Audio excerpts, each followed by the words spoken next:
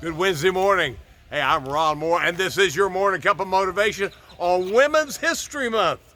I thought this was a great one to shoot from because, it portrays that, after all, a woman ought to be out pumping water to bring to us men folk. Hey, I'm just kidding, okay? Just kidding. Don't start sending me hate notices. Just kidding, all right?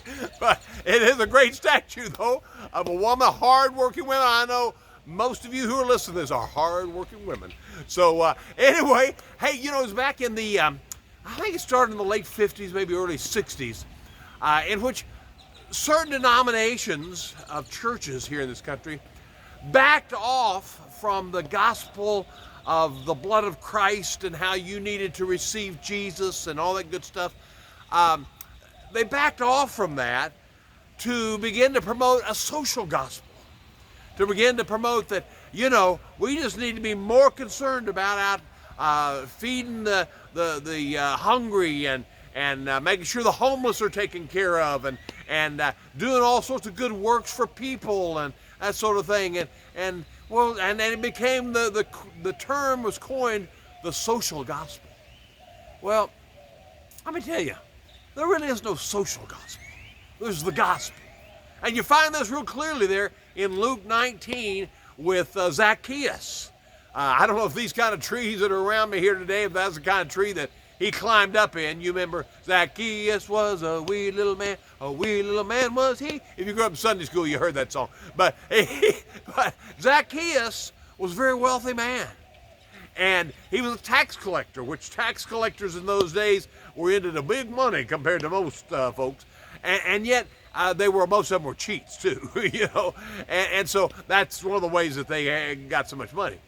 And yet, that day that he had that impact with Christ, everything changed. When Jesus said, "Hey, come down from that tree, son, I'm coming to your house." And when he had that encounter with Jesus and made Jesus from that point on the boss of his life, hey, he told Jesus, he said, "Listen, anybody I've cheated, man, I'm going to pay him back, and I'm going to give a bunch of money to the poor." You see, that's the impact that the gospel has. See, the gospel, if you really know Jesus, see, if you have really been born again, then you're going to have concern for the needs of your fellow man and women. You're going to have a concern for that. You're going to want to help folks. And that's the whole thing today as we look up. Why is our society so messed up? Well, because a lot of people say they've embraced the gospel, but they really haven't.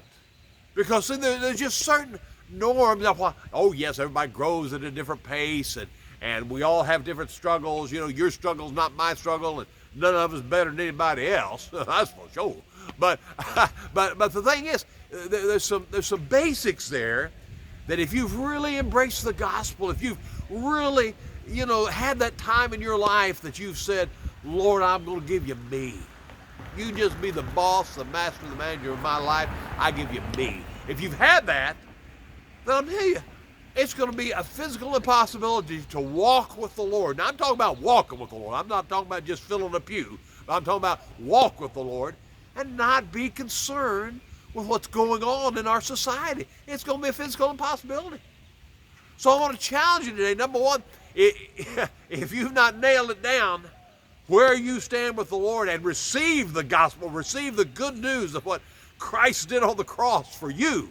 Yeah, for you, not critical of you, not condemning of you. He's for you. That's why he died on that cross. If you've not received that into your life, man, there's no better time than today.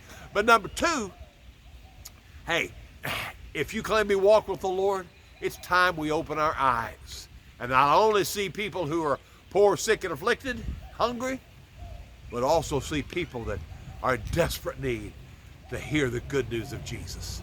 So you have a great day today, and remember, hey, open your eyes.